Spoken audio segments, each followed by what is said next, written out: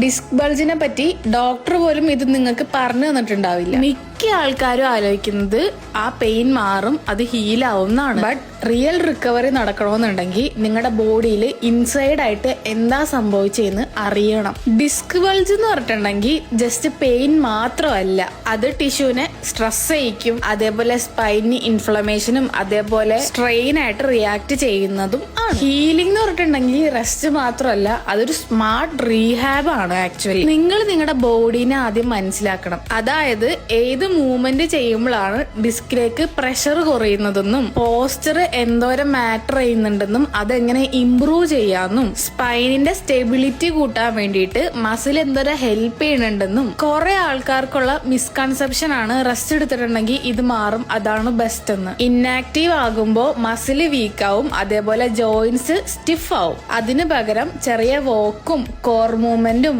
Back exercise ഒക്കെ ചെയ്യണം. Education എന്ന് പറഞ്ഞിട്ടുണ്ടെങ്കിൽ അതൊരു എക്സ്ട്രാ അല്ല, അത് ഈ റീഹാബിന്റെ ഒരു പാർട്ടാണ്. So this is day 5 of 30 day rehab series.